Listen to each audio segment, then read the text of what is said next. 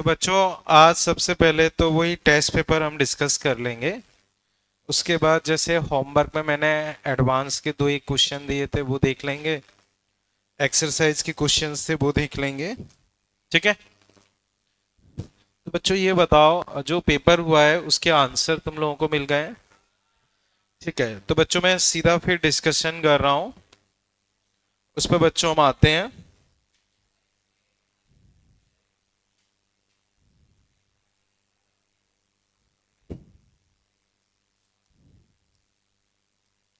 Okay.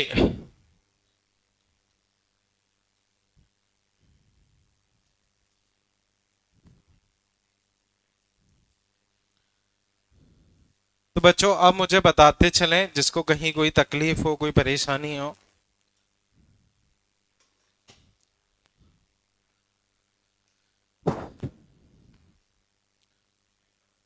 Starting से चलते हैं, ठीक है ना। तो 51, इसमें कोई तकलीफ? आंसर तो पता ही है, तो मैं बता नहीं रहा हूं। 52, 53, 4, 5 बच्चों में डिस्कस कर रहा हूं। देखो, तुम्हें दिया है कि भाई सन के आसपास एक तो अपनी अर्थ है, एक दूसरा कौन सा है? मर्क्यूरी। ठीक है। अर्थ की डिस्टेंस तुमको दी है 1.5 10 की पावर 11 और इसकी 6 इंटू 10 की पावर 10। तो एक बार मैं इसको लिख रहा हूं, ये 6 इंटू 10 की पावर 10। ठीक है। तो बच्चों आप देखें, अगर मैं अर्थ और मर्क्यूरी की रेशो निकालता हूं तो ये तो कट गया। 15/6, 3 से डिवाइड करोगे 5/2।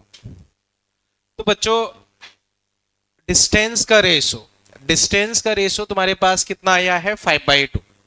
याद करो बच्चों, टाइम पीरियड तुम्हारा प्रोपोर्शनल होता है आर क्यूब के।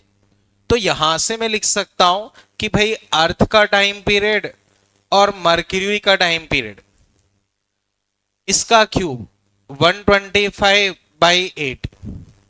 ठीक। अब 8 से एक बार डिवाइड कर रहा हूं, कोई मिस्टेक तो नहीं आता? ठीक है। एक, मान लो 45 बचे, तो 8 6 होता है 48। तो लगभग 16 मान लेता हूं, एक बार लगभग 16 मान लेता हूं, 16 से थोड़ा कम बैठ रहा है। तो अब टाइम पीरियड का रेशियो तुम्हारे पास आ गया 4। तो मर्क्यूरी का टाइम पीरियड होना चाहिए अर्थ के टाइम पीरियड का 1/4। अर्थ का टाइम पीरियड अपने पास होता है 1 ईयर। अर्थ का टाइम पीरियड 1 ईयर, तो इसका होना चाहिए 1/4। लगभग पूछा है तो लगभग सही है, कोई दिक्कत नहीं। तो 1/4 ईयर, तो आंसर सी। बच्चों जिसको तकलीफ हो हैंड राइज करें। कहीं किसी को तकलीफ? इधर कोई तकलीफ हो मुझसे पूछें। चलें अभी आगे। 56, 57, 58, 57। देखो बच्चों, मैं डिस्कस कर रहा हूं।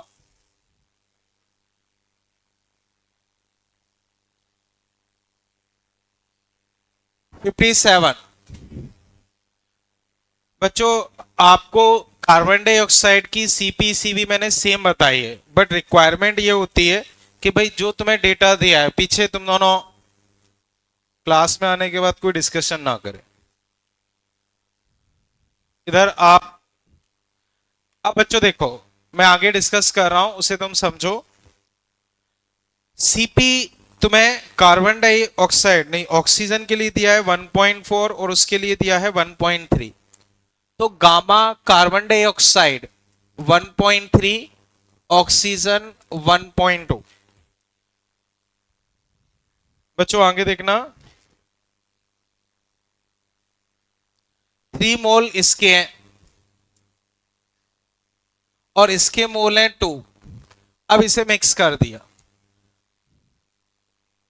1.4 मैंने कुछ और लिख दिया, हाँ 1.4। अभी ये क्लियर है? कोई तकलीफ? ठीक है। अब देखो बच्चों, मैंने तुम्हें बता रखा है सीपी होता है गामा आर अपॉन गामा -1। याद आया? अब ऑक्स इसके लिए लिखते हो तो 1.3 आर अपॉन 0.3, 13r/3। और सीवी लिखोगे तो आर अपॉन गामा -1, 1.3 -1 तो 10/3, 10/3। बच्चों एक बार मैं वापस टोक रहा हूं, उस चीज को बहुत अच्छे से समझ लो। किसी की भी आवाज नहीं आए किसी भी रीजन से, कोई दिक्कत हो आपस में डिस्कस करके या तो पर्ची पास कर लो या हैंड राइज करके मुझसे परमिशन ले। कोई भी बात करता हुआ दिखाई देगा वो फिर यहां आने के लिए तैयार है, तो उस चीज का अच्छे से दिमाग में रख लो। अब बच्चों मैं वापस डिस्कस कर रहा हूं, ये कार्बन डाइऑक्साइड के लिए आ गया, सीपी एरा सीबी एरा। अब ऑक्सीजन के लिए अगर मैं लिखता हूं तो उसका 1.4 स्टैंडर्ड है, तो फॉर्मूले की जरूरत नहीं है, डायरेक्टली लिख सकते हो। डाई एटॉमिक है तो सीपी होगा 7/2r, सीवी होगा 5/2r। अब मैं फॉर्मूला लगा रहा हूं गामा मिक्सर। बच्चों मैंने तुम्हें बताया था, या फिर सबसे पहले सीपी मिक्स निकालो। सीपी मिक्स 3 इंटू इसका कितना है बच्चों 13r/2, इसका 2 7/2r, तो ये आ गया बच्चों 20r। कोई मिक्स अच्छा डिवाइड बाई 3+2, तो 3+2 यानी कि 4r। बोलो बच्चों कोई तकलीफ? सीपी मिक्स तुम्हारे पास ये आ गया। सीवी मिक्स लिखोगे तो इसमें से आर कम कर दो तो 3r। बच्चों सीपी मिक्स निकाल लिया, सीवी मिक्स कैसे लिखोगे, उसमें से आर कम कर दो, वो तुम्हारे पास कितना आ गया 3r। अब दोनों का रेशो 4/3 यानी कि 1.33, 1.33 वो तुम्हारे पास आंसर हो गया। अब बताओ इसमें कहीं कोई तकलीफ हो? क्लियर है भैया? ठीक है बच्चों, अब मुझे वापस बताएं 58 इसमें कोई तकलीफ? 59 बच्चों इसमें थोड़ी सी मिस्टेक है, मैं डिस्कस कर रहा हूं। देखो P V question number 59 NRT, N1 है आरटी। ठीक, अब तुमने क्या किया, मान लो इसे चेंज कर रहे हो तो P डेल्टा V में लिखता हूं, प्रेशर तो कांस्टेंट है 1R डेल्टा T, दोनों को डिवाइड कर रहा हूं, सेकेंड डिवाइडेड बाई फर्स्ट, तो delta V by V delta T by T। बताओ बच्चों कहीं कोई तकलीफ? ये चीज क्लियर है? अब डेल्टा V हमें निकालना है, तो डेल्टा V अपने पास आ गया V delta T by T, V delta T by T, V delta T by T। अब बच्चों बताओ तुम्हें टेम्परेचर में चेंज कितना दिया, टेम्परेचर में चेंज कितना दिया 1 अपॉन टी। अब आंसर कैसे मैच करेगा, अगर वो आपको बोल देते हैं कि starting temperature 273 kelvin, starting temperature 273 kelvin है, तो आंसर मैच करेगा वरना नहीं करेगा। तो ये इस क्वेश्चन की मिस्टेक है, इस वजह से मैं इसे बोनस करवा दूंगा।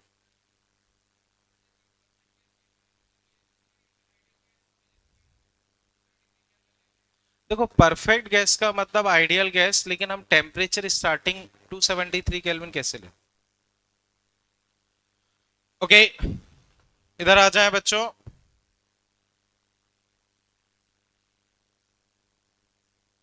क्लियर है अभी ये? ठीक है। अब बच्चों ये था 59, 60 इसमें कोई दिक्कत? 61, 61 देखो 300 600, तो इफिशियंसी हो गई 1 - 300/600 यानी कि हाफ। यानी कि 50%। तो जितनी हीट हम दे रहे हैं उसका 50% वो वर्क कर रहा, तो वर्क वो कर रहा है 800 डिवाइड बाई हीट 1/2, तो हीट कितनी आ गई 1600। ठीक है।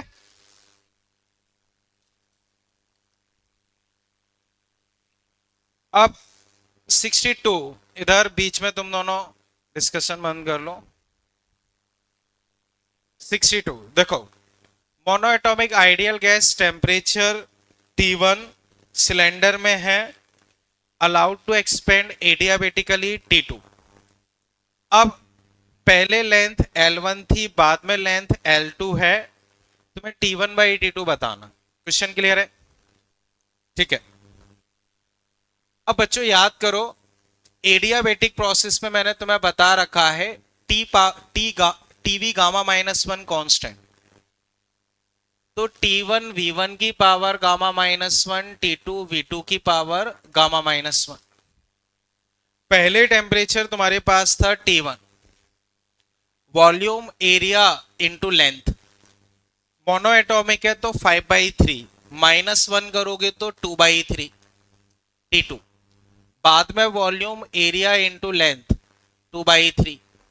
अब देखो एरिया तो कट गया, तुमसे क्या पूछा है T1/T2, तो L2/L1 की पावर 2/3, L2/L1 की पावर 2/3 मतलब दिल्ली। बच्चों बताओ अभी इसमें कहीं कोई तकलीफ? ठीक है। 63, इसमें कोई तकलीफ? 64, 65, देखो व्हेन लार्ज, देखो बच्चों इस तरह का क्वेश्चन मैंने क्लास में बताया था, यहां से वो राइज करके यहां तक आ गया, रेडियस r की 2r हो गई, तो वॉल्यूम v का कितना हो जाएगा 8v। यहां प्रेशर होगा P0, मान लो डेप्थ d है, रो जी डी, और यहां प्रेशर होगा P0। ठीक है। अब मैंने बता रखा था कि इस तरह की प्रोसेस में टेम्परेचर कांस्टेंट, तो PV equals to NRT, NRT fix हो गए, तो P1 V1 equal to P2 V2। यहां पे pressure rho G D, volume V, P0 8V। यहां से देखो रो जी डी कितना आ गया 7P0। अब P0 बच्चों जैसे दिया जाता है 10 metre of water column, 10 metre of water column, उस 10 की जगह इन्होंने H लिख दिया। क्या लिख दिया है? H। तो मान लो अगर वो 10 बोलते तो हम लिखते 7 रो जी 10, तो आंसर अपने पास आता 70 मीटर। लेकिन इस 10 की जगह इन्होंने H बोला, अब वो H 10 हो सकता है, 10.2 हो सकता है, 10.5 हो सकता है, हमें H के टर्म्स में आंसर देना, तो H के टर्म्स में अपने पास आंसर हो जाएगा 7H। अभी बच्चों बताओ इसमें कोई तकलीफ? देखो स्फेरिकल वॉल्यूम होता है 4/3 2r का क्यूब, तो 2 का क्यूब 8। इधर तुम दोनों तुम उठ जाओ, वहां से इधर आ जाओ, फर्स्ट बेंच पे आ जाओ, या तो सेकंड पे बैठ जाओ, सेकंड पे बैठ जाओ। तो बच्चों आप वापस देखें, क्वेश्चन नंबर कहां तक पहुंच चुके थे हम, ये कौन सा था ये बच्चों? 65। ठीक है। 66, इसमें कोई तकलीफ? किसमें? 66 में डाउट है क्या? हाँ तो मैं हाँ लेस देन 76 दिल्ली, वही तो आंसर है। डाउट है तो मैं बताता हूं। ठीक है।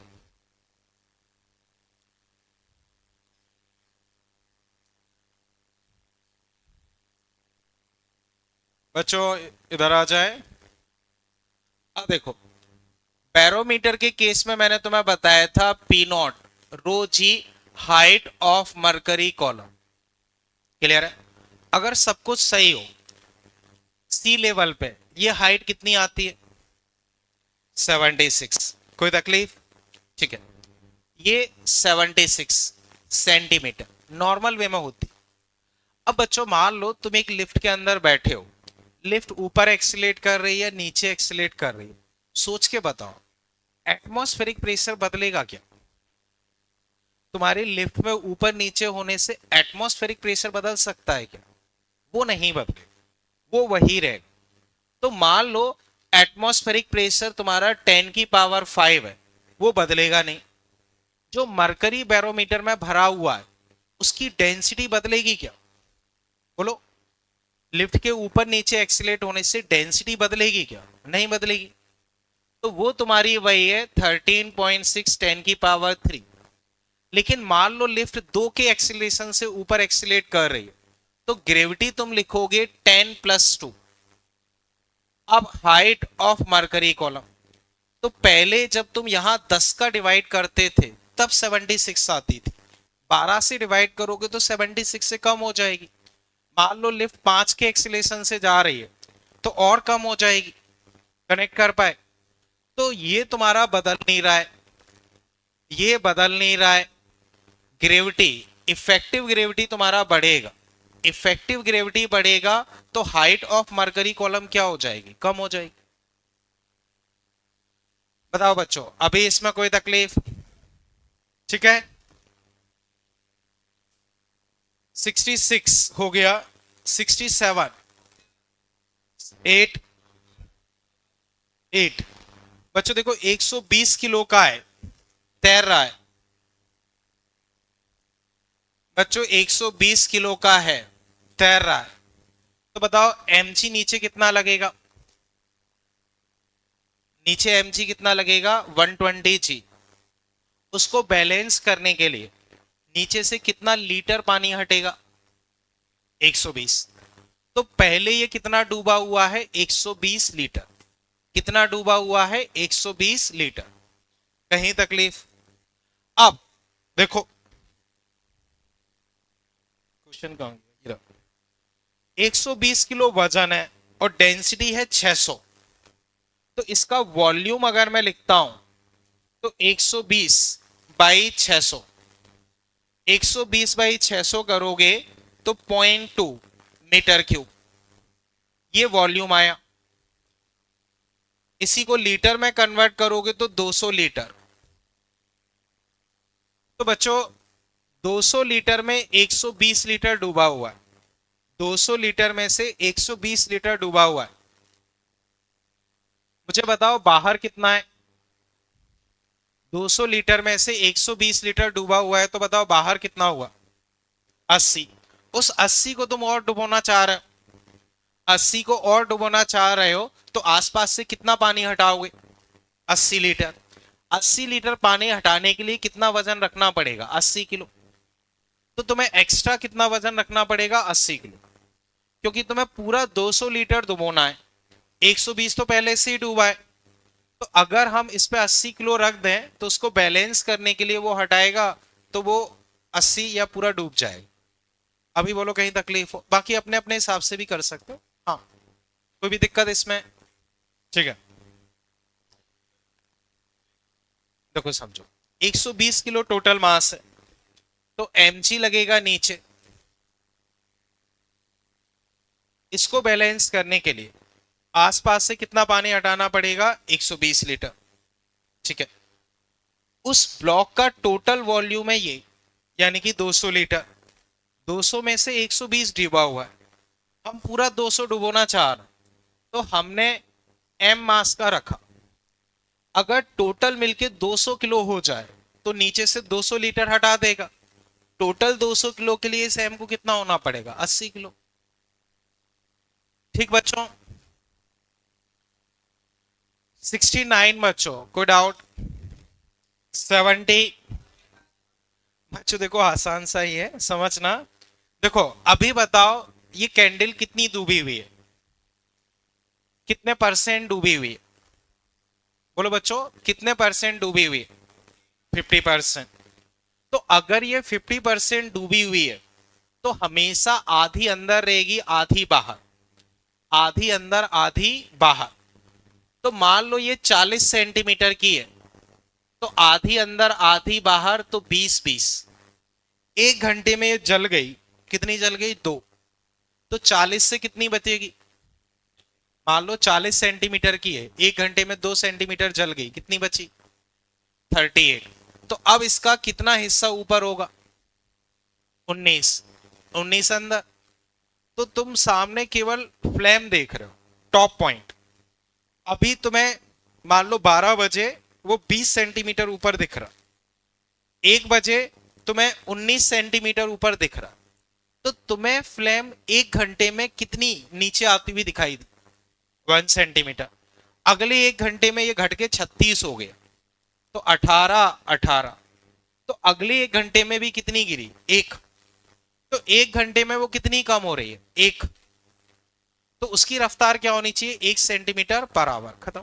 देखो वापस सुनो, 50% डूबी है, क्वेश्चन में दिया है एल अंदर एल बाहर, तो हमेशा 50% ही डूबी रहेगी, क्योंकि डेंसिटी तो बदलेगी नहीं। तो अब 40 मानता हूं, तो 20-20। 1 घंटे में 2 सेंटीमीटर जल रही, 38 बची, तो 19-19। तो 20 से 19 हो गई, मतलब 1 सेंटीमीटर ऊपर से लेंथ कम हो गई, 1 सेंटीमीटर नीचे से। लेकिन हमें तो ऊपर वाले पॉइंट की स्पीड बतानी, वो तो 1 हो जाएगी। ओके, अभी कोई तकलीफ? आगे आओ बच्चों। 71 कोई तकलीफ? 72 कोई तकलीफ? 73, 74, 75। बच्चों ये डिस्कस कर रहा हूं, देखो बच्चों बताओ, एडियाबेटिक प्रोसेस, एडियाबेटिक प्रोसेस के लिए प्रोसेस इक्वेशन क्या होती है? PV power gamma constant. Gas तुम्हारी कौन सी है, कहीं लिखी है? Air, air. बच्चों एयर को हम कौन सा मानते हैं? नाइट्रोजन ऑक्सीजन, मतलब डायटोमिक। तो PV gamma constant, P equal to constant upon V power, diatomic के लिए गामा 7/5। ठीक है। अब बच्चों सोच के बताओ, वॉल्यूम बढ़ाओगे तो प्रेशर क्या होगा? वॉल्यूम बढ़ाओगे प्रेशर कम। तो कम होगा ये तो पता चल गया। मैंने तुम्हें ग्रेविटेशन में और भी बहुत सारे चैप्टर में सिखाया है कि जब भी स्मॉल वेरिएशन हो पावर मल्टीप्लाई करो। तो 5% ये वॉल्यूम है, तो प्रेशर माना जाएगा 5 × 7/5, यानी कि 7%। 5 × 7/5 यानी कि 7%। 2 मिनट को बताता हूं, 5 और 7/5, तो ये 7%। 7% प्रेशर कम होना चाहिए, ये चीज आ गई। अब जो तुम बोल रहे हो उसका आंसर समझो। देखो एयर की अगर हम बात करें, तो लगभग 78% नाइट्रोजन डायटोमिक, उसका गामा 7/5। 21% ऑक्सीजन डायटोमिक, उसका भी 7/5। तो 99% का हो गया 7/5। 1% बाकी है। तो मैंने कई बार बताया है, जब भी क्वेश्चन आता है हम एयर को लगभग डायटोमिक ही मान के चलते हैं, क्योंकि 99% तो डायटोमिक ही। बोलो बच्चों कहीं तकलीफ हो? अभी ये क्लियर है? चले आगे। 71 एक बार मैं देख लेता हूं। देखो ये तो बहुत सिंपल सा है, मैंने तुम्हें बताया है VI/V, rho object by rho liquid, 0.9। तो 0.9 यानी कि 90% अंदर, 10% बाहर। इधर बच्चों अभी यहां तक कोई तकलीफ? चले आगे। ठीक है। अब बच्चों जो एडवांस के 2-3 क्वेश्चन थे उनको मैं डिस्कस कर रहा हूं, उनको तुम देखें।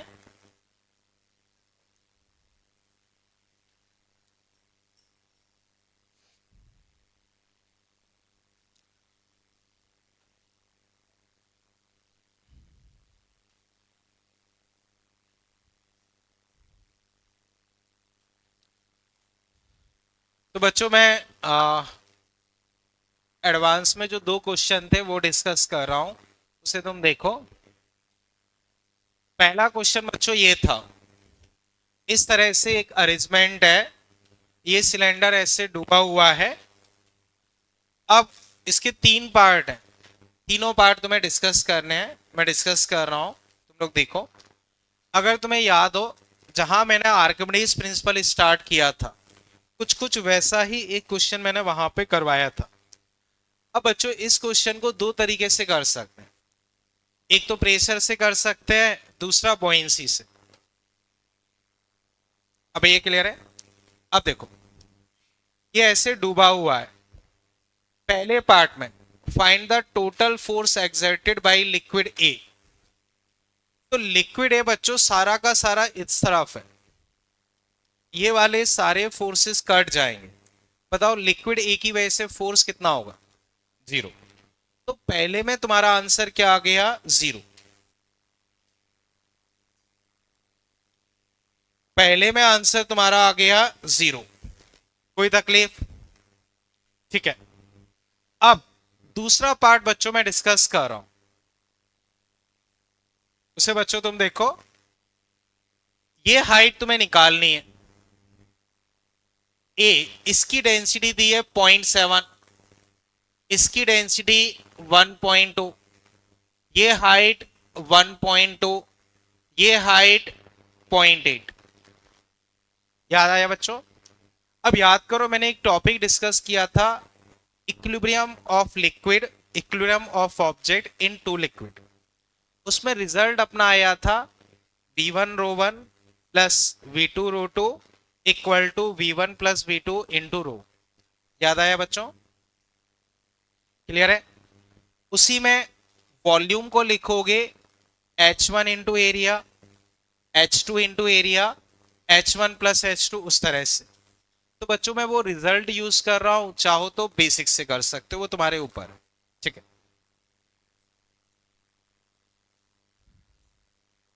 देखो पहला वाला तो 0 ही है, हर तरफ से फोर्स कैंसिल आउट होके 0। जो ए वाला लिक्विड है उसे देखो, वो ऐसे फोर्स लगाएगा तो सारे फोर्स कैंसिल आउट 0। ठीक है। अब देखो H1 1.2, रो 1 0.7, H2 H2 बच्चों 0.8, डेंसिटी सही किया ना, 1.27, हाँ सही है। H2 0.8, ये 1.2। क्लियर है ये? अब इसमें एक लिक्विड तुम्हारा हवा है, हवा, एक लिक्विड तुम्हारा हवा है, बट हवा की डेंसिटी हम नेग्लिजिबल मानते हैं, उसे 0 मान लिया, तो उसे चाहो तो लिख लो।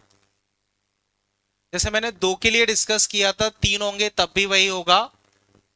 हवा की हाइट h, उसकी डेंसिटी 0। यहां तक कोई तकलीफ? ठीक है। अब H1 1.2, H2 0.8, H, और ऑब्जेक्ट की डेंसिटी, ऑब्जेक्ट की डेंसिटी बच्चों शायद दे रखी है, हाँ 0.8।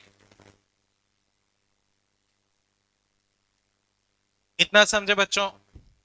अब देखो, ये आया 0.84, ये आया 0.96, यहां देखो 2 प्लस h 0.8, इसको देखोगे 1.8 मल्टीप्लाई कर रहा हूं 1.6 0.8 0.2 0.8 h, तो हाइट तुम्हारे पास आ गई 1/4। 1/4 मतलब 0.25 सेंटीमीटर। हाँ तुम दोनों डिस्कशन बंद कर लो, या फिर ध्यान रखो आगे से अलग अलग बैठो।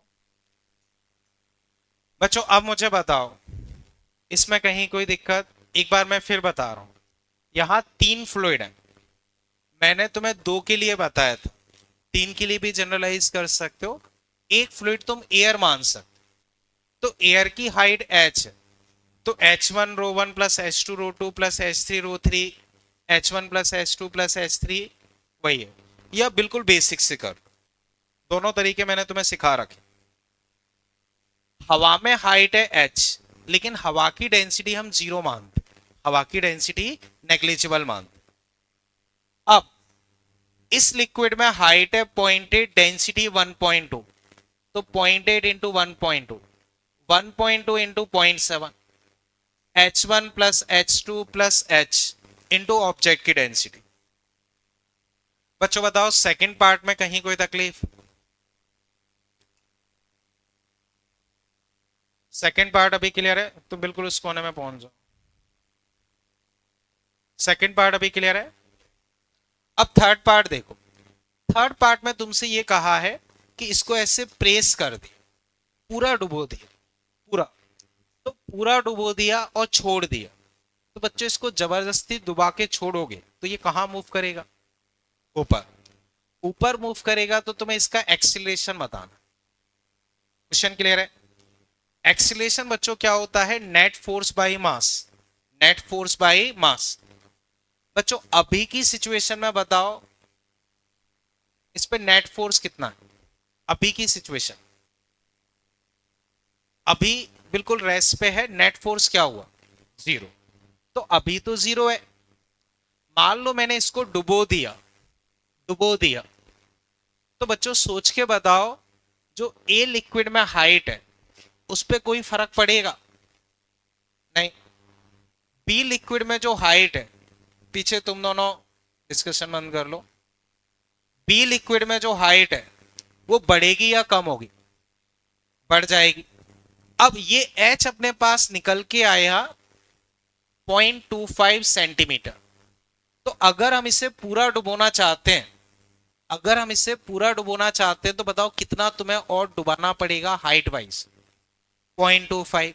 तो नीचे वाले लिक्विड में 0.25 हाइट बढ़ जाएगी, तो नीचे वाले लिक्विड की 0.25 के हिसाब से बॉयंसी बढ़ जाएगी।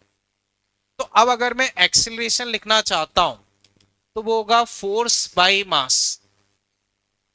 फोर्स, मास अगर मैं लिखता हूं तो volume h1 plus h2 plus h, h1 plus h2 plus h, तो 2.25 into area into density of object, density of object 0.8। Mass clear है? h1 plus h2 plus h, 2.25 तुम्हारी लेंथ हुई इंटू एरिया इंटू डेंसिटी। यहां तक कोई तकलीफ? ठीक है। अब फोर्स में लिख रहा हूं, तो फोर्स ये 0.25 जो हम एक्स्ट्रा डुबो रहे हैं वही नेट फोर्स आएगा, क्योंकि बाकी वाला फोर्स तो बैलेंस ही है।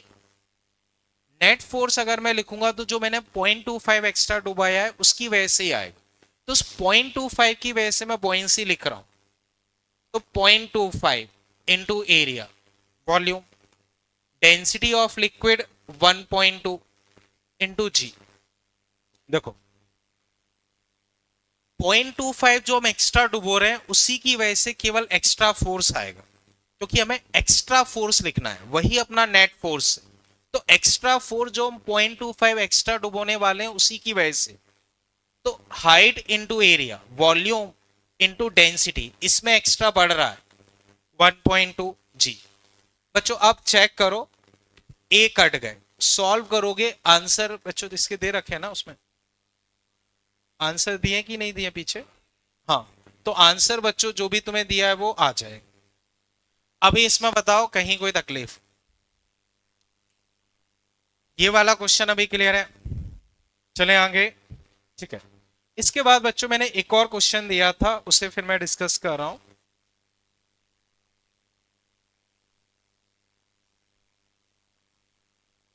उसे बच्चों फिर देखो, इसमें बच्चों तुम देखोगे तो एक क्यूब है जिसकी साइड है 1 सेंटीमीटर, 1 सेंटीमीटर का क्यूब है। वाटर की डेंसिटी हमें पता होती है 1, कैरोसिन की डेंसिटी दे रखी है 0.8। बच्चों ध्यान से देखोगे तो नीचे 0.8 दे रखी। आइस की डेंसिटी देखोगे तो 0.9, आइस की डेंसिटी 0.9। यहां तक कोई तकलीफ? ठीक है। अब वो पूरा डूबा हुआ है, पूरा डूबा हुआ है। अब तुमसे क्या पूछा है? Find the depth of submerged in kerosene and in water, तो दोनों में अलग अलग डेप्थ बताना है। यहां तक चीजें क्लियर है? अब बच्चों मैं इसे डिस्कस कर रहा हूं, उसे तुम देखो। सेम पैटर्न है, सेम तरीके से मैं सॉल्व कर रहा हूं। इसे बच्चों मैं हटा रहा हूं, हटा दूं ना इसे? ठीक। बच्चों देखो ये सिचुएशन है, आइस की डेंसिटी 0.9, वाटर की डेंसिटी पता होती है 1, कैरोसिन की डेंसिटी 0.8। मान लो इसमें वो कुछ x डूबा हुआ है, तो बाकी किस में होगा? पानी में, 1 - x। ये चीज क्लियर है? अभी अभी हमने जो सीखा H1 ρ1 प्लस H2 ρ2, वही लगा रहे। तो पहले में x, उसकी डेंसिटी 0.8, 1 - x, पानी की डेंसिटी 1, H1 प्लस H2 कितना हो गया? 1, और आइस की डेंसिटी 0.9, तो 0.8x plus 1 - x 0.9, 0.2x। Negative कैसा आ रहा है, कुछ मिस्टेक? 0.8x माइनस एक्स, अच्छा हाँ माइनस का आएगा, इक्वल टू माइनस का 0.1। बच्चों कोई मिस्टेक कर रहा हूं तो चेक करते रहना, सही है ना यहां तक? ठीक है। x 1/2 यानी कि 0.5 सेंटीमीटर। तो बच्चों कैरोसिन में वो कितना डूबा हुआ है? 0.5 सेंटीमीटर। पानी में कितना डूबा हुआ है? 0.5 सेंटीमीटर। देखो वापस बताता हूं, वही जो ρ1 v1 प्लस ρ2 v2, वही फंडा, उसी को हाइट में मान लो। ये हाइट x टोटल 1 है, तो ये 1 - x, तो x into 0.8, 1 - x into 0.9, 1 - x into 1, और 0.9। बस सॉल्व किया ये आ गया। पहला पार्ट बच्चों क्लियर है? अब दूसरे पार्ट में बच्चों तुम्हें दिया है कि जो आइस है वो पिघल गई, आइस पिघल गई, तो आइस पिघलेगी तो क्या बनेगा? पानी। पानी बनेगा तो लेवल कितने से कम होगा वो बताना। क्वेश्चन क्लियर है? बच्चों बताओ, आइस का 1 सेंटीमीटर साइड है, तो इनिशियल वॉल्यूम कितना हुआ? केवल आइस, आइस का क्यूब है, 1 सेंटीमीटर साइड है, क्यूब का वॉल्यूम 1 सेंटीमीटर क्यूब या 1 मिलीलीटर। बोलो कोई दिक्कत हो? अब आइस पिघल के पानी बन गया, आइस पिघल के पानी बन गया, तो पानी अगर बनेगा तो मान लो ये तो आइस का वॉल्यूम हुआ, आइस का मास लिखता हूं, तो वॉल्यूम इनटू डेंसिटी, तो डेंसिटी होती है 1 ग्राम/ml। तो एक तरीके से वॉल्यूम, सॉरी 0.9 ग्राम, आइस की होती है 0.9 ग्राम। तो मास कितना आ गया आइस का? 0.9 ग्राम। अब 0.9 ग्राम आइस अगर मेल्ट होगी तो कितना पानी बनेगा? 0.9 ग्राम। अब 0.9 ग्राम का वॉल्यूम कितना होगा? 0.9 ml। ये क्लियर है? तो अब बच्चों देखो, पहले केवल तुम्हारे पास आइस थी, आइस का वॉल्यूम 1 ml, जब वो पिघल के पानी बन गया तो वॉल्यूम बन गया 0.9 ml। तो 1 से 0.9, 1 से 0.9 कितना ml वॉल्यूम कम हुआ? 0.1। तो डिक्रीज इन वॉल्यूम कितना हो गया? 0.1। डिक्रीज इन वॉल्यूम कितना हो गया? 0.1 ml। अब इसको लेवल में कन्वर्ट करना, तो वॉल्यूम जो होगा, एरिया, एरिया अगर मैं कंटेनर का लिखता हूं,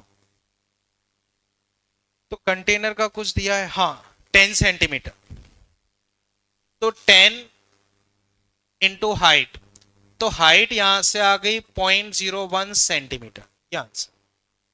बच्चों वापस समझो, 1 सेंटीमीटर क्यूब का आइस था, यानी कि 1 ml का, पिघल के 0.9 ml पानी बना, तो वॉल्यूम तुम्हारे पास 0.1 ml कम हुआ।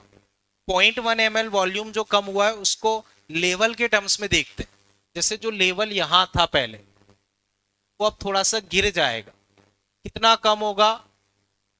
एरिया इंटू एच 0.1, तो एरिया 10 क्वेश्चन में दे रखा है, इंटू एच 0.1, तो 0.01 सेंटीमीटर। बच्चों बताओ अभी इसमें कहीं कोई तकलीफ?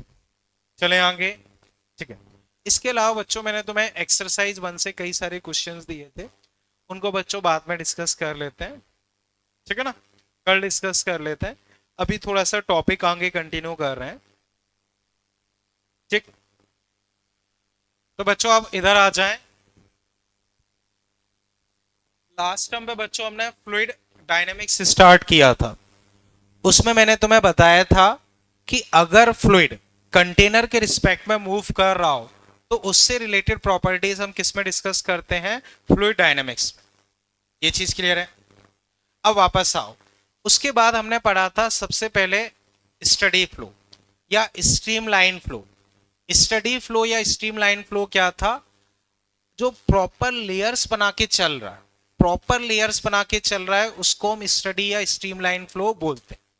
जो पाथ वो फॉलो करते हैं उसी को हम बोलते हैं स्ट्रीमलाइन। बच्चों बताओ, दो स्ट्रीमलाइन एक दूसरे को काटती हैं क्या? क्यों नहीं काटेंगे? क्योंकि इंटरसेक्शन पॉइंट पे दो डायरेक्शन में वेलोसिटी हो जाएगी, जो कि पॉसिबल नहीं है। फिर मैंने तुम्हें बताया था इक्वेशन ऑफ कंटिन्यूटी, बच्चों किस पे बेस्ड होती है? Conservation of mass. वो हमसे क्या कहती है? कोई भी ट्यूब ऑफ फ्लो है जिसमें कंटिन्यूअसली लिक्विड फ्लो कर रहा, तो हर जगह वॉल्यूम फ्लो रेट या मास फ्लो रेट सेम हो। A V constant, area into velocity constant. Area into velocity को हम बोलते हैं वॉल्यूम फ्लो रेट। जहां एरिया कम होगा वहां वेलोसिटी ज्यादा, एरिया कम वेलोसिटी ज्यादा, area half velocity double, 1/3 triple. समझ गए? अब इसी में बच्चों बताओ, इस तरह की कोई ट्यूब है, लिक्विड फ्लो कर रहा है, यहां और यहां, कहां वेलोसिटी ज्यादा होगी? Left right, left right. किस पॉइंट पे वेलोसिटी ज्यादा होगी? राइट। वॉल्यूम फ्लो रेट कहां ज्यादा होगी?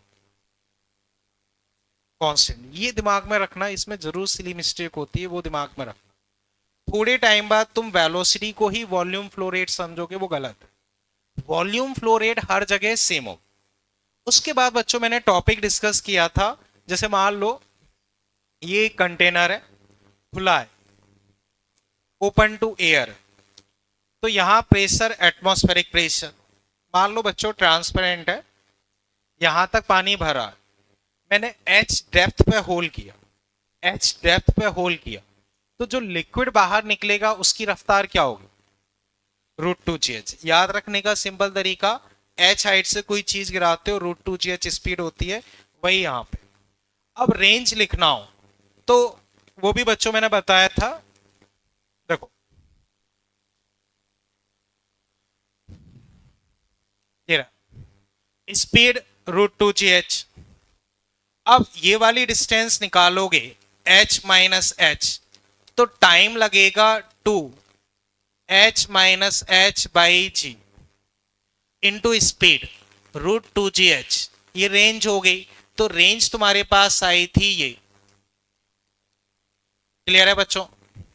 अब बच्चों मुझे बताओ, ये रेंज होल किस हाइट पे करो कि रेंज मैक्सिमम हो? मिड पॉइंट पे। मिड पॉइंट पे करोगे तो रेंज मैक्सिमम।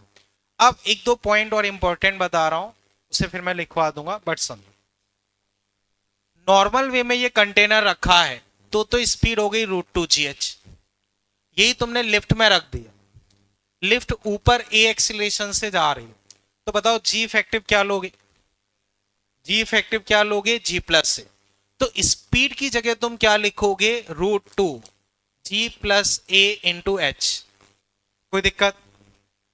अब बच्चों बताओ, स्पीड बढ़ गई तो रेंज बढ़ेगी क्या? क्यों नहीं बढ़ेगी? क्योंकि रेंज इस जी से इफेक्ट नहीं कर रही, वो यहां भी G+A आएगा, यहां भी G+A आएगा भाई। अब ये क्वेश्चन जी एडवांस में तुम्हारी मैचिंग में पूछा गया। मैचिंग में यही था, एक कंटेनर है ऐसे खुला रखा है, रेंज मान लो कुछ 20 मीटर, अब वो कांस्टेंट वेलोसिटी से ऊपर जाने लगे, बताओ रेंज पे क्या फर्क पड़ेगा? बोलो बच्चों। कंटेनर लिफ्ट में रखा है, लिफ्ट कांस्टेंट वेलोसिटी से ऊपर जा रही है, पहले रेंज थी 20 मीटर, जब ऊपर कांस्टेंट वेलोसिटी से जाएगी लिफ्ट तो रेंज कितनी होगी 20। अब लिफ्ट ऊपर एक्सीलेट कर रही है ए एक्सीलेशन से, तब रेंज, तब भी भाई नीचे एक्सीलेट कर रही है ए से, तब भी भाई। अब ध्यान से आंसर देना, मान लो लिफ्ट की केबल टूट गई, उसका एक्सीलेशन क्या होगा फ्री फॉल, तो रेंज क्या होगी 0। रीजन बिहाइंड, जैसे ही फ्री फॉल होगा यहां जी इफेक्टिव 0 हो गया, जी इफेक्टिव 0 हो गया तो यहां से पानी बाहर ही नहीं निकले। तो कई बच्चे सोचेंगे नहीं सर यहां तो जी है ही नहीं, वही रेंज होनी चाहिए, गलत है। यहां थोड़ा तुम्हें बेसिक से सोचना पड़ेगा कि जैसे ही तुम फ्री फॉल करोगे यहां यहां से कोई लिक्विड बाहर नहीं निकलेगा, क्योंकि जब फ्री फॉल करोगे तो यहां प्रेशर पी नॉट, हर जगह प्रेशर पी नॉट, मैंने तुम्हें बता रखा है फ्री फॉल में जब हाइट वाला डिस्कस किया था, तो प्रेशर हर जगह सेम होगा, प्रेशर डिफरेंस नहीं आएगा, तो कोई लिक्विड फ्लो नहीं करेगा, लिक्विड बाहर नहीं निकलेगा, तो ये स्पीड 0 है। लिक्विड बाहर ही नहीं निकल रहा है तो रेंज क्या हो गई 0। अब लो, नहीं, अच्छा इस फॉर्मूले से अगर निकालो, हाँ बिल्कुल बेसिक से निकालो, तो वो इनडिटरमिनेंट है, तो फिर हम यहां से निकालेंगे। अभी ये क्लियर है, कोई तकलीफ, ठीक है। अब बच्चों मुझे बताओ, एरिया इनटू वेलोसिटी, इस चीज को क्या बोलते हैं, एरिया इनटू वेलोसिटी, इसको टेक्निकल नाम क्या बोलते हैं, मैंने लिखवा रखा है volume flow rate, volume flow rate, clear है। अब वापस समझो, मान लो 1 सेकंड में इतना वॉल्यूम फ्लो कर रहा है, इसको डेंसिटी से मल्टीप्लाई कर दिया तो क्या हो जाएगा dm by dt, mass flow rate. तो अगर वो तुमसे मास फ्लो रेट पूछता है तो वो क्या होगा रो ए वी, कोई तकलीफ। अब कुछ पॉइंट्स बच्चों इसमें फिर तुम लिख लो, नोट करके बच्चों तुम लिख लो। In case of lift use effective gravitational acceleration, in case of lift use effective gravitational acceleration, in case of free fall, ये सब हमने जो अभी स्पीड ऑफ इफ्लक्स पढ़ा था उससे रिलेटेड है। in case of free fall liquid will not come out, range इस केस में क्या हो जाएगी 0, रेंज इसमें क्या हो जाएगी 0। अगर मान लो ऊपर या नीचे एक्सीलेट कर रहा है, तुमसे स्पीड वगैरह कुछ पूछता है, तो √2gh में जी इफेक्टिव यूज कर सकते, नहीं वो नहीं, उस केस में नहीं लगेगा। यहां पे एक चलो साइड में लिख देता हूं, बच्चों इतना समझ जाओगे, उतना डिटेल में लिखने की जरूरत नहीं, समझ जाओ कि ये जो है वो यहाँ पे 0 है, ज्यादा एक्सीलेट करेगा तो ये रहेगा, पानी तो वहीं रह जाएगा, कंटेनर कंटेनर नीचे आ जाएगा, तो उतना लिखने की जरूरत नहीं, बस समझ लो, समझ गए ना। अगर ऊपर से बर्तन खुला है और हम खुला बर्तन ही लेके चल रहे हैं, तो जी से ज्यादा एक्सीलेशन होगा तो पानी तो जी से ही गिरेगा, वो ज्यादा एक्सीलेट करेगा, तब इन चीजों का कोई मतलब नहीं, ठीक है। ये पॉइंट अभी क्लियर है, चले आगे। इसी में बच्चों आगे मास flow rate, mass flow rate dm by dt, dm by dt, तो dm बाई dt बच्चों एरिया इंटू वेलोसिटी में तुम्हें लिखवा चुका हूं, वॉल्यूम फ्लो रेट होता है, तो मास फ्लो रेट तुम्हारी हो जाएगी रो ए वी, डायरेक्ट लिख दिया है, कोई दिक्कत तो नहीं। रो डेंसिटी, ए एरिया और वी स्पीड,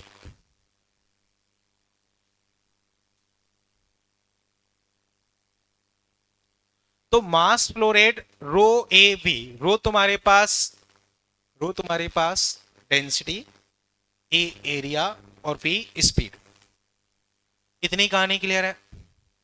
अब एनएलएम या हो सकता है सेंटर ऑफ मास, दोनों में से कहीं तुमने पढ़ा होगा, ठीक है। देखो बेसिक अगर मैं देखूं तो F equal to dp by dt, d by dt mv।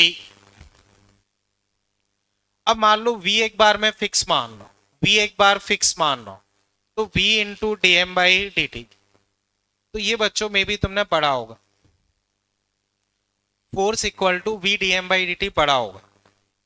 Clear है बच्चों? ठीक है, तो ये बच्चों मैं मान के चल रहा हूं तुम्हें पता है F v into d m by D t.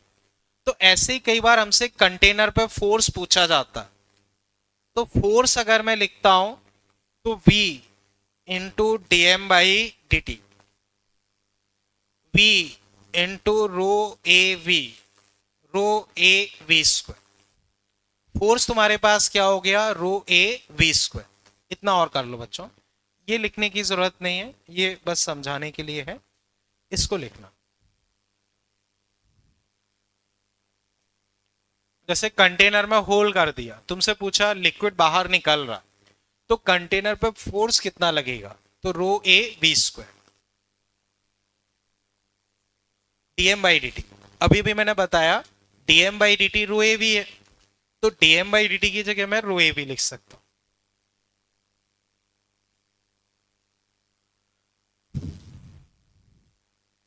तो बच्चों अब आगे समझो, rho A V square, rho A V square हम इसको कई जगह यूज करेंगे। Rho A V square force के लिए कई जगह हम डायरेक्टली यूज करेंगे। समझ गए ना कैसे आता है, v into d m by D t, d m by D T rho A v, बस आगे इतना हटा दूं बच्चों, कर लो।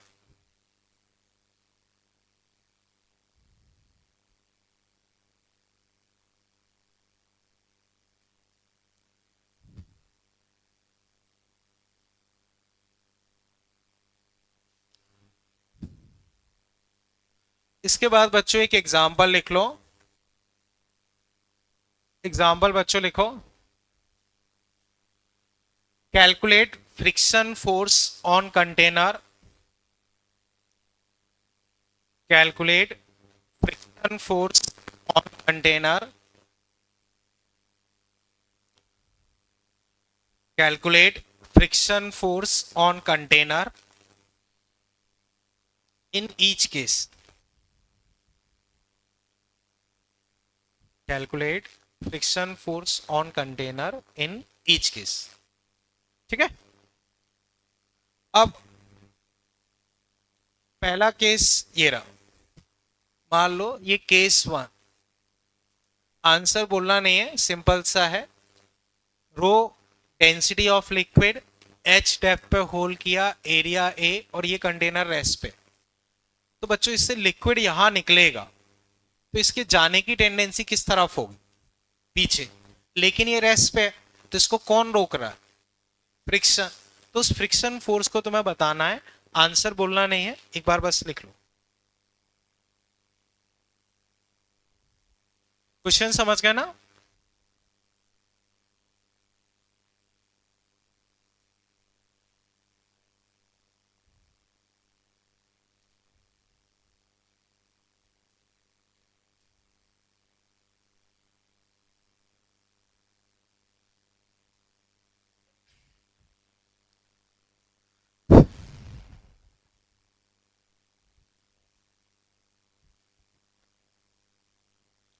ओके, हैंड राइज करें जो आंसर देना चाहें, तुम बताओ। रो ए वी स्क्वायर, देखो पर वी की वैल्यू रखनी पड़ेगी गिवन डेटा के हिसाब से, वी तुमने अपने आप से माना है। हाँ तुम बोलो, बोलो बच्चों। देखो इससे लिक्विड ऐसे बाहर निकलेगा, मान लो वी रफ्तार से निकल रहा है, तो इस पे इधर धक्का लगेगा, उसको बैलेंस करने के लिए फ्रिक्शन यहां लगेगा।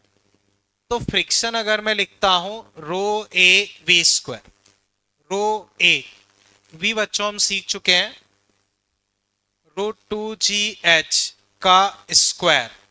तो फ्रिक्शन फोर्स अगर मैं लिखता हूं रो ए 2GH, या बोलो बच्चों कोई तकलीफ हो, वापस समझो।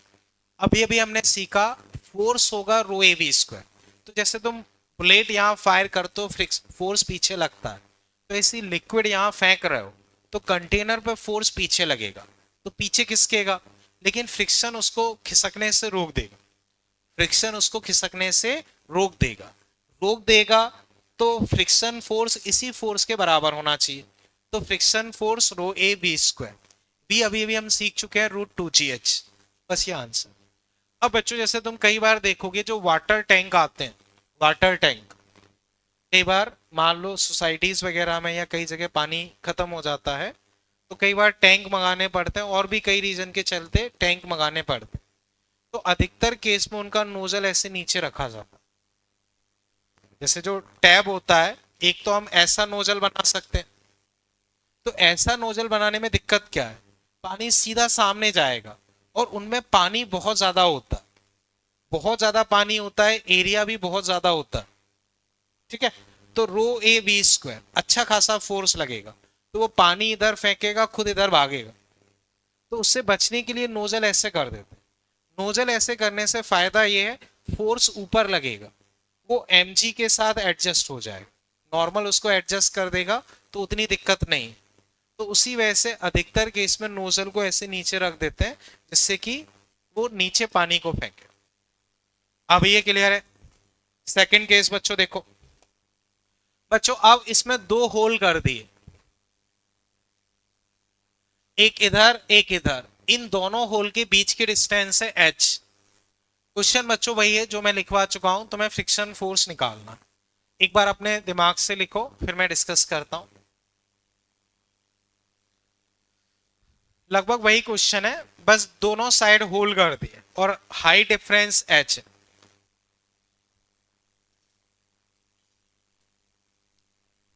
एरिया दोनों में सेम है,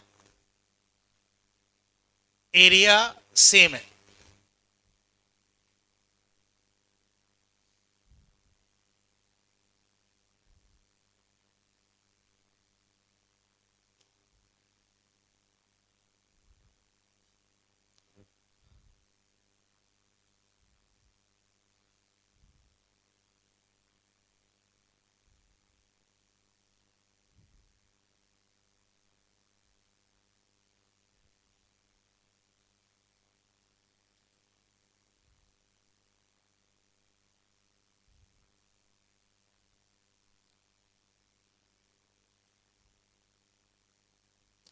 ओके बच्चों हैंड राइज करें, जो भी आंसर देना चाहें कर लो एक बार।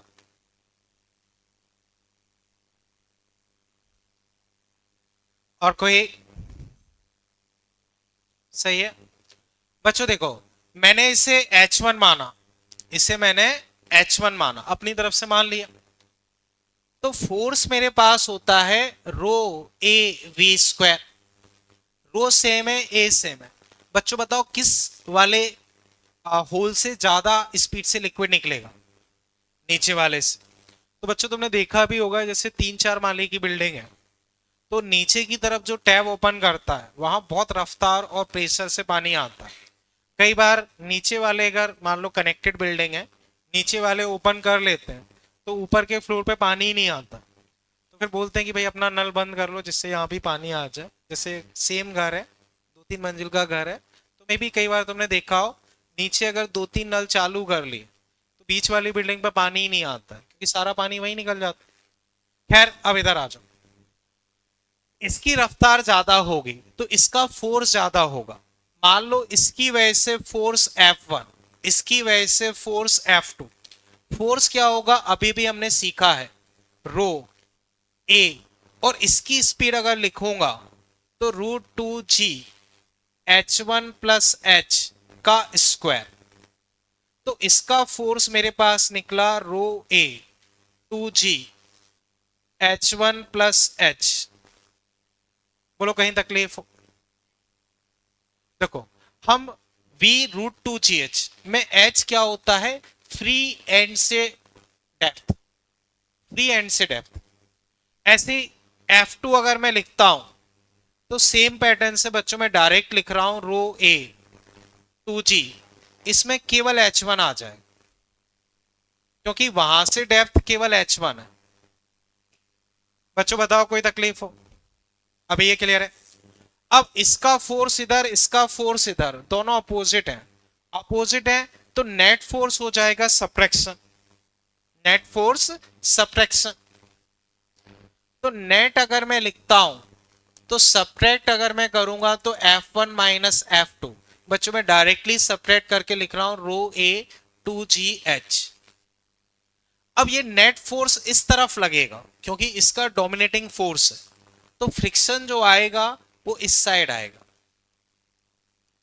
इस साइड आएगा, और फ्रिक्शन की वैल्यू इसी के बराबर हो जाएगी जो कि ये होगा। मैं वापस चेक करता हूं, ये ज्यादा रफ्तार से जा रहा है तो इसका फोर्स उधर, तो कंटेनर की खिसकने की टेंडेंसी उधर होगी क्योंकि ये डोमिनेटिंग होगा, तो खिसकने की टेंडेंसी इधर है, तो कंटेनर पे फ्रिक्शन यहां लगे। समझ पाए ना, जो फोर्स डोमिनेटिंग होगा उस डायरेक्शन में खिसकने की टेंडेंसी होगी। अभी क्लियर है? देखो, जो ज्यादा डेप्थ पे उसकी स्पीड ज्यादा, उसका फोर्स ज्यादा, तो ये F1 फोर्स लगेगा इधर। देखो, ये फोर्स है इधर, ये फोर्स है इधर, बट ये ज्यादा बड़ा फोर्स है तो ओवरऑल फोर्स इधर आएगा, तो फ्रिक्शन उसको बैलेंस करने के लिए इधर। तो बच्चों अब मुझे बताओ, फोर्स तुम्हारा क्या निकला? रो ए वी स्क्वायर। कोई तकलीफ? अब ये क्लियर है?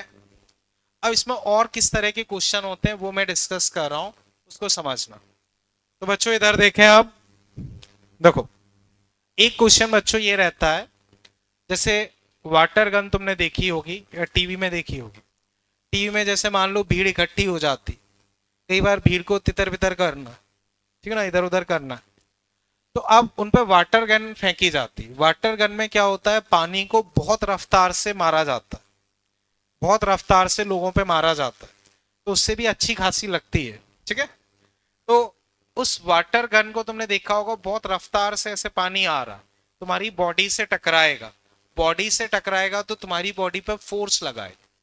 तो अब तुमसे यही बोल दिया कि मान लो वाटर गन किसी पर्सन पे फेंक रहा है, उसके थ्रू पानी फेंक रहा है, उसका एरिया ए है, स्पीड ए है, डेंसिटी ए है, फोर्स बताओ, रो ए वी स्क्वायर निकाल पाओगे?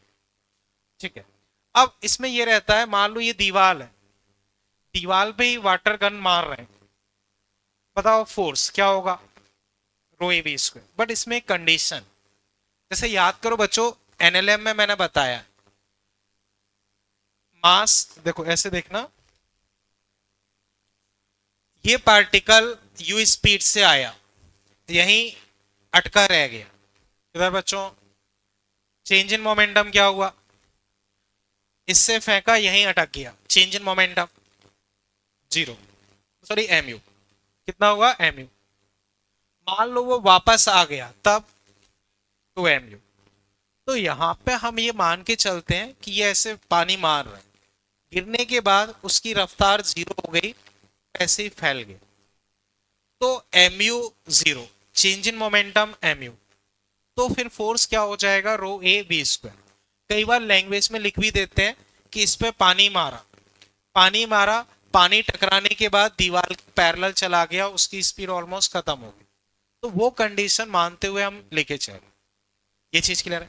इसी में एक और पैटर्न का क्वेश्चन होता है, जैसे मान लो ये एक ट्यूब है, पानी इसमें तेजी से भाग रहा है और ऐसे मुड़ गया, तो पहले उसकी स्पीड v इधर थी, अब स्पीड इधर v है, तो बच्चों बताओ पहले मोमेंटम इधर, अब इधर, दोनों के बीच में एंगल कितना है? 90 डिग्री। 90 डिग्री अगर एंगल है तो चेंज इन मोमेंटम, जैसे मान लो मास m, तो चेंज इन मोमेंटम कितना हुआ? √2 mv, 90 डिग्री पे है √2 mv। तो नॉर्मली हम फोर्स लिख रहे थे रो ए वी स्क्वायर, अब पानी इससे टकराएगा तो यहां फोर्स, फिर यहां फोर्स, तो नेट फोर्स यहां आएगा, तो यहां एक क्लैंप लगानी पड़ेगी, क्लैंप इधर फोर्स लगाएगी जो कि इसको इधर जाने से रोकेगी। तो कई बार पूछ लेते हैं इस क्लैंप पे फोर्स बताओ, तो नॉर्मली हम रो ए वी स्क्वायर लिखते हैं, लेकिन यहां वो 90 डिग्री टर्न हो रहा है तो हम √2 रो ए वी स्क्वायर लिखें। समझ पाए बच्चों? अगर मान लो ऐसे पाइप को लेके बेंड कर दिया, पाइप को लेके बेंड कर दिया, 90 डिग्री पे बेंड हो गया, तो चेंज इन मोमेंटम हम √2 टाइम्स लेते हैं। जैसे वहां पे याद करो फोर्स बुलेट की वजह से M N U याद आया, अगर इलास्टिक कोलिजन हो तो 2 M N U, तो वही फंडा यहाँ है, अगर 90 डिग्री पे ऐसे बेंड कर दे तो √2 ρ a v²। कहीं कोई तकलीफ? चले आगे, ठीक है। अब बच्चों मान लो फोर्स समझ गए, उसके डिफरेंट पैटर्न समझ गए। अब इसे लिखना नहीं है, बस समझो पहले। ये होल किया, मान लो इसको 20 मीटर तक भर दिया, इससे पानी निकल रहा है, तो स्पीड शुरुआत में क्या होगी? √2 g h। कोई तकलीफ? अब पानी निकलेगा तो हाइट 20 से कम होगी या बढ़ेगी? कम होगी। तो अभी 20 है, थोड़ी देर बाद 18 रह गई, फिर 17 रह गई, 16 रह गई, तो स्पीड में 18, 17, 16, बताओ कम होगी कि बढ़ेगी? कम होगी। निकलने की जो रफ्तार है वो क्या होगी? कम होगी। रफ्तार कम होगी तो वॉल्यूम फ्लो रेट एवी, एरिया तो फिक्स है, वॉल स्पीड कम हो रही है, तो जो पानी पर सेकंड बाहर निकल रहा है वो कम होगा या ज्यादा होगा? तो शुरू में वो तेजी से खाली होगा और बाद में धीरे धीरे खाली होगा। तो तुमसे बोला कि 25% खाली होने में, 25% खाली होने में 2 घंटे लगे, तो अब 50% तक खाली होने में 2 ही घंटे लगेंगे, कम लगेंगे या ज्यादा? ज्यादा लगेंगे, क्योंकि शुरू में तो तेजी से खाली होगा, बाद में धीरे धीरे खाली होगा, और 25% खाली में और ज्यादा टाइम लगेगा। तो जैसे जैसे खाली होता जाएगा रफ्तार कम होगी, रफ्तार कम होगी तो टाइम वो ज्यादा लेगा। ये पॉइंट समझे? अब इसी को हम कैलकुलेट करना चाह रहे हैं कि भाई एक्चुअल में कितना टाइम लेगा, एक्चुअल में कितना टाइम लेगा। तो अब नेक्स्ट हेडिंग बच्चों लिख लो, time to decrease level from capital H to small H, capital H to small H. इतना बच्चों ड्रॉ कर लो, फिर मैं ये बताता हूं कि ये आता कैसे। ये इसका एरिया है, टैंक का एरिया, और ये यहां का एरिया है। Time to decrease level from capital H to H.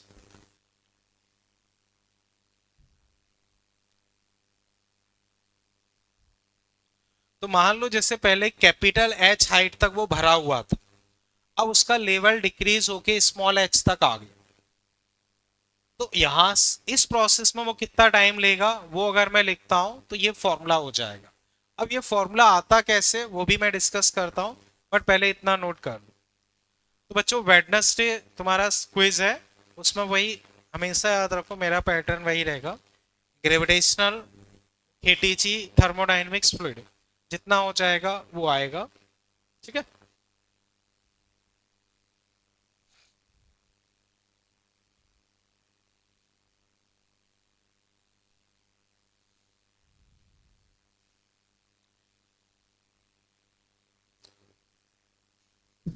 अब बच्चों डेरिवेशन हम इसका सीख रहे हैं, लेकिन हमेशा डेरिवेशन में टाइम लगता है, तो इसको याद, जैसे मैंने कैसे याद रखा है वो बता रहा हूँ, आप भी उस फॉर्मेट में चाहें तो याद रख सकते हैं, बाकी कोई और अच्छा ट्रिक सोच पा तो अच्छी बात। जो मैंने सोचा है वो मैं बता रहा हूँ। वो मैंने कैसे सोचा है, कोई चीज अगर नीचे गिरती है तो एच हाइट से कोई चीज गिरा रहे हो, एच हाइट से कोई चीज गिरा रहे हो, तो नीचे आने में टाइम क्या लगता है? √2h/g।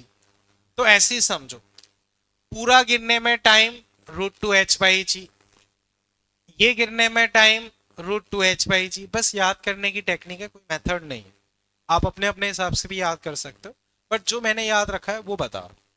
पूरा h हाइट से कोई चीज गिरेगी तो √2h/g, स्मॉल h हाइट से गिरेगी तो √2h/g, तो इन दोनों का डिफरेंस h से h का टाइम आ गया।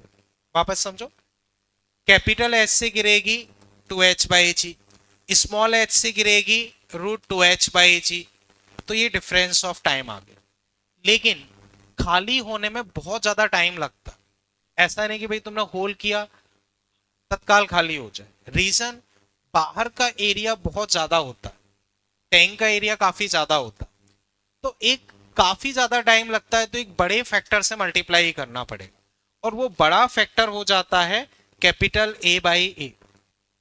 जो बड़ा फैक्टर होगा वो क्या होगा? Capital A/A। उससे क्या होगा? टाइम काफी ज्यादा लगेगा। जैसे मान लो तुमने घर में नल खोला, तो ऐसा थोड़ी 5 सेकंड में पूरी टंकी खाली हो जाए। रीजन बिहाइंड, टंकी का एरिया बहुत ज्यादा होता, तो उस वजह से खाली होने में टाइम ज्यादा लगेगा, तो एक बड़े फैक्टर से मल्टीप्लाई करना पड़ेगा। तो वो बड़ा फैक्टर हो गया है कैपिटल ए बाई स्मॉल ए। इस तरह से याद रख सकते, बाकी अपने अपने हिसाब से भी सोच सकते। इतना नोट कर लिया। अब बच्चों मैं इसका मेथड बता रहा हूं कि ये आता कैसे, समझ गए? इसको हटा दूं, ठीक है। तो आगे बच्चों इसमें लिख लो डेरिवेशन, इसे मैं हटा रहा हूं बच्चों, हटा दिया है वो। अब देखो,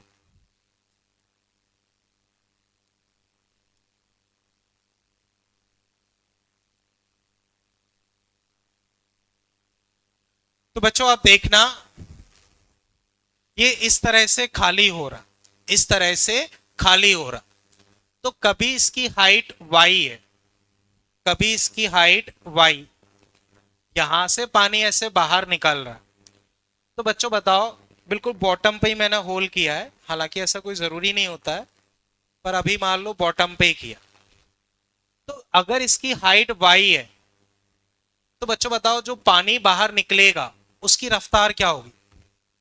अगर y हाइट है तो यहां से जो पानी निकलेगा उसकी रफ्तार √2 g y। कोई तकलीफ? √2 g h। तो हाइट कितनी है y, तो √2 g y। कोई तकलीफ? अब वॉल्यूम फ्लो रेट, 1 सेकंड में फ्लो होने वाला वॉल्यूम, 1 सेकंड में फ्लो होने वाला वॉल्यूम।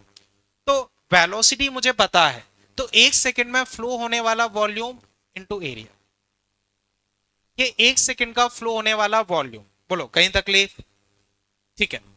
अब अगर यहां से लिक्विड बाहर निकलेगा, अगर यहां से लिक्विड बाहर निकलेगा, तो मुझे बताओ इसका लेवल कम होगा कि बढ़ेगा? कम होगा।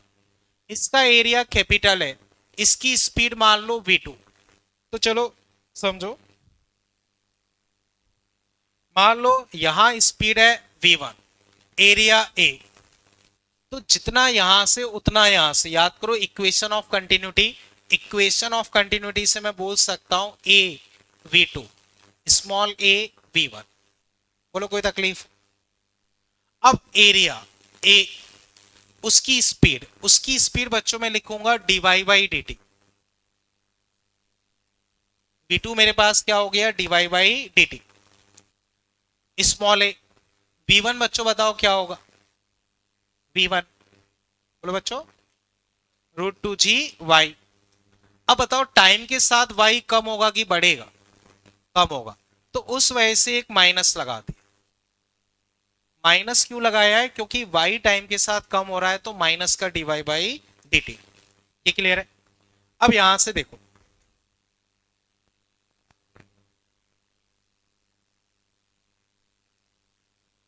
बच्चों वेरिएबल सेपरेट कर रहा हूं, a by a by a d y upon √2 g y minus का, और इधर dt। पूरा ये इधर भेज दिया, पूरा ये उधर भेज दिया, ठीक है। अब ये माइनस, ठीक है, देखो माइनस का a बाई ए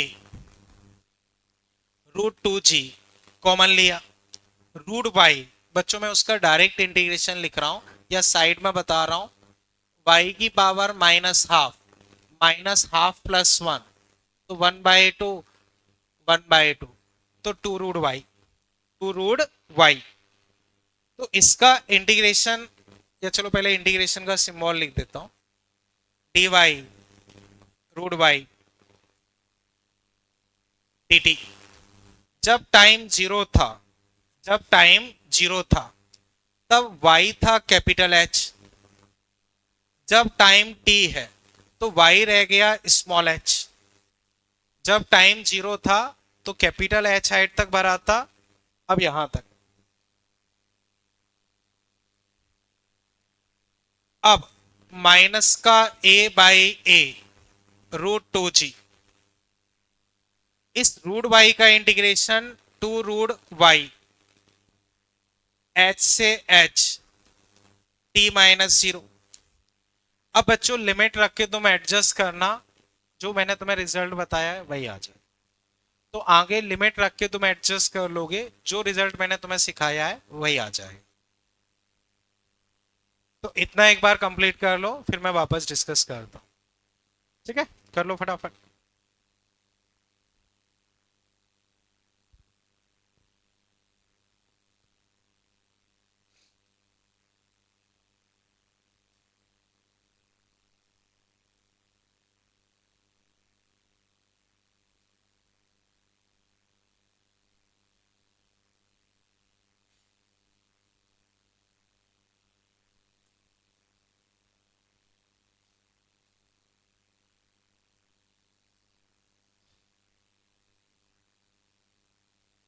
तो जैसे माइनस अंदर भेजोगे, एडजस्ट करोगे, फाइनल रिजल्ट वही आ जाएगा जो मैंने सिखाया है।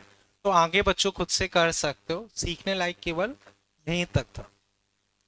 जनरली तुम यहाँ मिस्टेक कहाँ करोगे वो मैं बता रहा हूँ। मान लो तुम फॉर्मूला भूल गए, तुम्हें डेरिवेशन भी याद रहेगा, कोई दिक्कत नहीं। तो मिस्टेक कहाँ करोगे वो हमेशा ध्यान रखना, तुम ये माइनस भूल जाओ। जब भी तुम डेरिवेशन ड्राइव करोगे तो डीवाई बाई डी टी, तुम केवल डीवाई बाई डी टी लिखोगे, माइनस भूल जाओगे। उस वजह से तुम्हारे आंसर में एक माइनस की दिक्कत आ जाएगी। तो इस चीज का ध्यान रखना, अगर डेरिवेशन के थ्रू ड्राइव कर रहे हो तो मैक्सिमम चांसेस होते हैं कि तुम माइनस बोलो।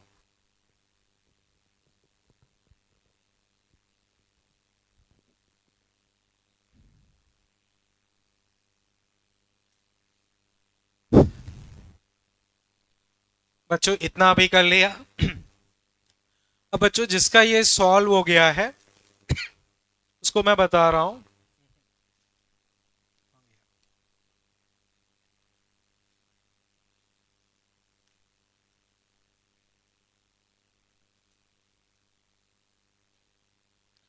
बच्चों जो मैंने तुम्हें डीपीपी एक दे रखा है, डीपीपी शायद 3 नंबर है या 4 नंबर, पता नहीं। हाँ 4 नंबर।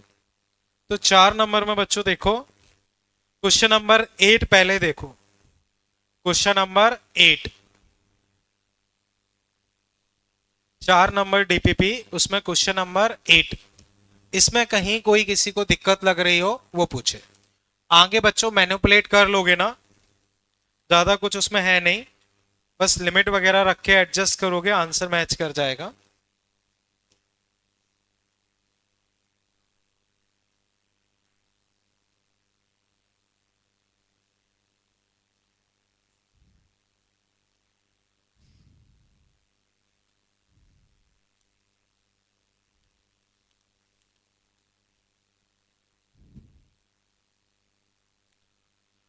क्वेश्चन नंबर 8, इतना नोट कर लिया।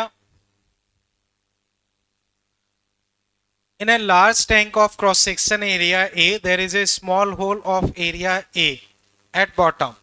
Time taken to emptying the tank from 2H to H. तो 2H से H पे आना है, 2H से H पे आना है, केवल फॉर्मूला लगाना है और कुछ नहीं। इतना नोट कर लिया ना बच्चों, इसे मैं हटा दूं। ठीक, अब देखो, जो क्वेश्चन मैंने तुम्हें दिया है वो ये है।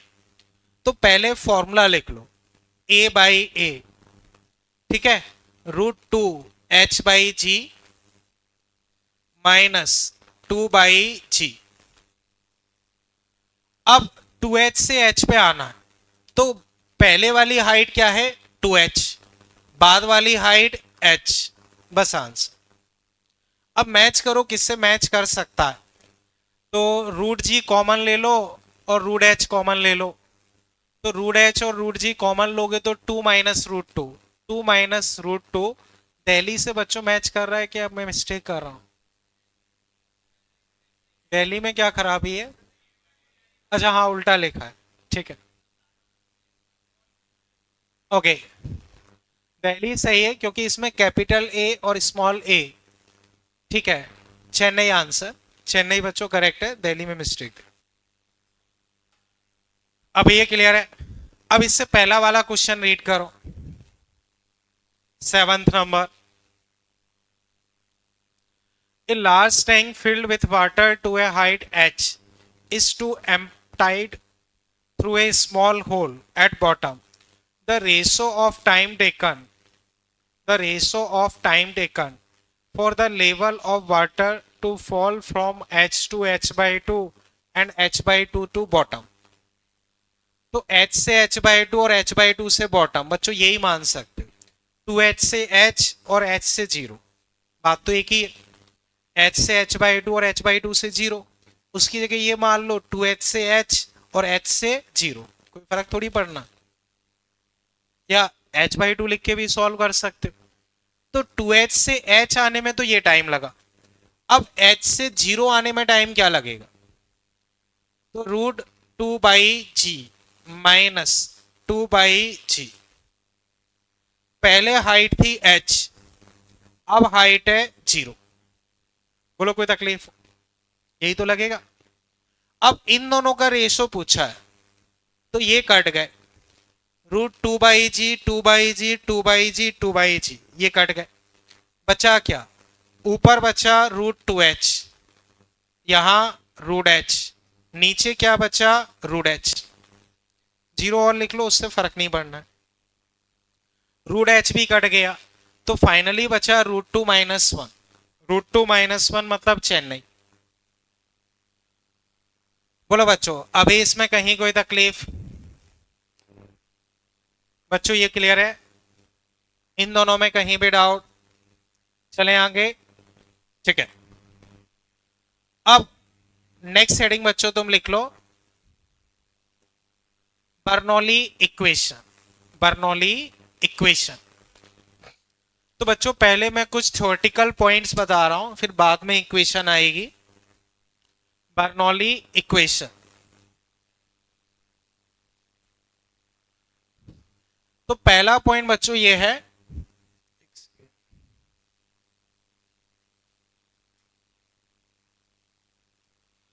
Precisely applicable only for ideal fluid in steady flow, steady flow को ही बच्चों स्ट्रीमलाइन फ्लो भी बोलते हैं, streamline flow precisely applicable only for ideal fluid in study flow, steady flow से मतलब होता है स्ट्रीमलाइन फ्लो, तो स्टडी फ्लो या स्ट्रीमलाइन फ्लो, ठीक है। इसी के अलावा एक और चीज स्ट्रीमलाइन फ्लो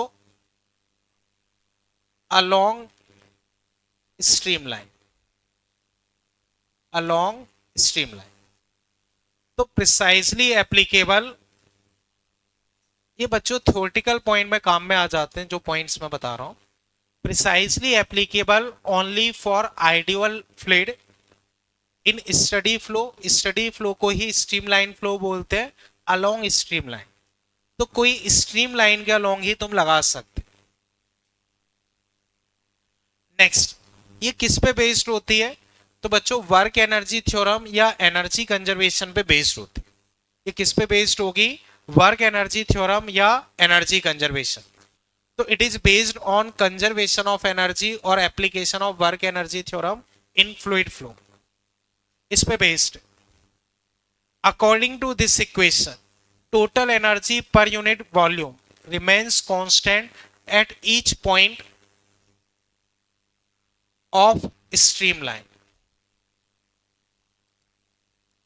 तो बच्चों पहले इतना नोट डाउन कर लो, फिर इन पॉइंट्स के क्या मतलब है वो मैं एक्सप्लेन करूं।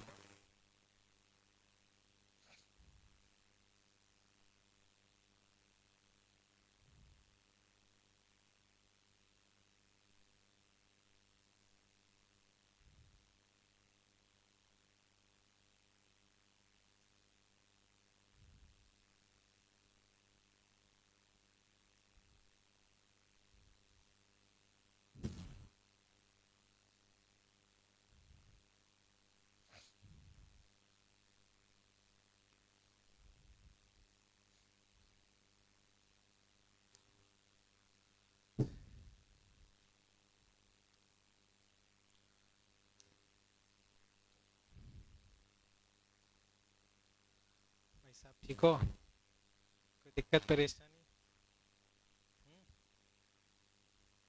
थोड़ा खड़े हो जाओ, तो बैठे ही रहो। खड़े हो गए तो बाकी पीछे लोगों को देखने में दिक्कत आएगी। तो ऐसे ही बताओ, सोने के लिए इतना पैसे खर्च कर रहे हो, घर पे बिस्तर होगा ही, वहीं पे सो जाओ। यहाँ ऐसी खुरदरी बेंच पे सोने में क्या ही अच्छा लग रहा होगा। हम्म? जब सोना है तो ढंग से ही सो, पढ़ना है तो ढंग से पढ़ो, बीच बीच में कहाँ अटके। ठीक। खैर बच्चों इतना नोट कर लिया। तो बच्चों आप इधर आ जाओ, पहला पॉइंट समझो। मैंने तुम्हें स्ट्रीमलाइन फ्लो बताया था, जो ऐसे प्रॉपर लेयर्स बना के फ्लो हो रहा है उसको बोलते हैं स्ट्रीमलाइन फ्लो। और जो ये पाथ होता है इसको बोलते हैं स्ट्रीमलाइन, इसको हम बोलते हैं स्ट्रीमलाइन। तो इधर पहली चीज किसके लिए एप्लीकेबल है? स्ट्रीमलाइन फ्लो के लिए। क्यों एप्लीकेबल है? क्योंकि अगर फ्लो स्ट्रीमलाइन नहीं होगा तो वो आपस में मॉलिक्यूल्स टकराएंगे, टकराने की वजह से एनर्जी लॉस हो, एनर्जी लॉस होगी तो हम एनर्जी कंजर्वेशन या वर्क एनर्जी थ्योरम नहीं लगा पाएंगे। पॉइंट समझे बच्चों? तो स्टडी फ्लो होना चाहिए, क्योंकि फ्लो अगर स्टडी नहीं होगा तो एनर्जी वेस्टेज होगी, तो हम एनर्जी कंजर्वेशन नहीं लगा पाएंगे। ये चीज क्लियर है? अब स्ट्रीमलाइन क्या होती है? जो ये पाथ फॉलो कर रहा है इसी चीज को हम बोलते हैं स्ट्रीमलाइन। जो ये पाथ फॉलो हो रहा है उसी चीज को हम बोलते हैं स्ट्रीमलाइन।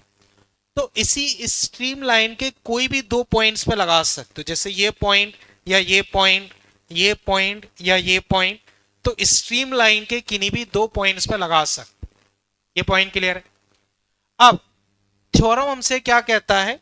स्ट्रीमलाइन के किन्हीं भी दो पॉइंट को पकड़ लो तो जो total energy per unit volume होगी वो कांस्टेंट होगी। कैसे होगी वो हम इसका डेरिवेशन देखेंगे तब क्लियर होगा। पॉइंट्स बच्चों नोट कर लिए? पॉइंट्स में बच्चों कहीं कोई दिक्कत? इतना कर लो। अब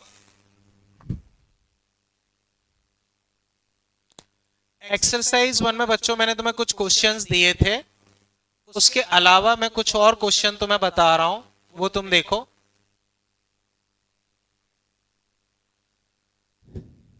ठीक है, अभी कर लिया इतना नो? तो बच्चों इसमें लिख लो, जो पहले था वो तो डिस्कस करेंगे।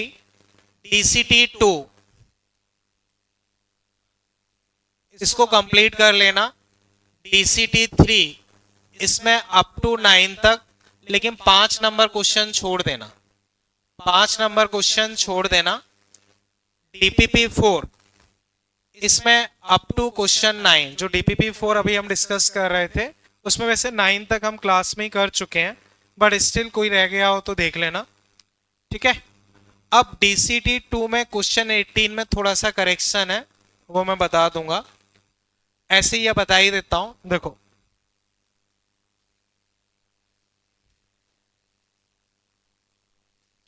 तो इतना बच्चों नोट कर लो।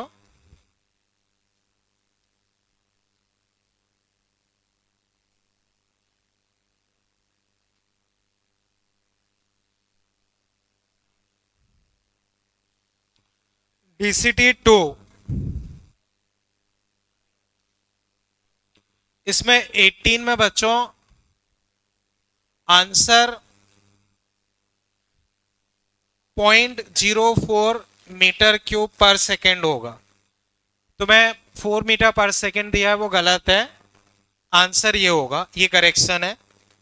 डीसीटी 3 इसमें बच्चों डायग्राम थोड़ा सा गड़बड़ है, डायग्राम बच्चों 0.5 मीटर हवा से दिखाया है। डीसीटी 3 में फोर्थ क्वेश्चन में हवा से ये हाइट 0.5 मीटर बताई है, वो ग्राउंड से होगी। वो कहां से होगी? ग्राउंड से। ये गड़बड़। ठीक है, क्वेश्चन नंबर 5 ये ड्रॉप करना है और कुछ नहीं, वो बाद में डिस्कस करेंगे, वो मैंने लिख ही दिया है। तो एक्सरसाइज बच्चों जो कल मैंने क्वेश्चन दिए थे वो तो है ही, ये कर लेना। ठीक, तो इतना बच्चों करना, बाकी फिर हम देखते हैं। बाकी मैंने क्विज के बारे में बता ही दिया है।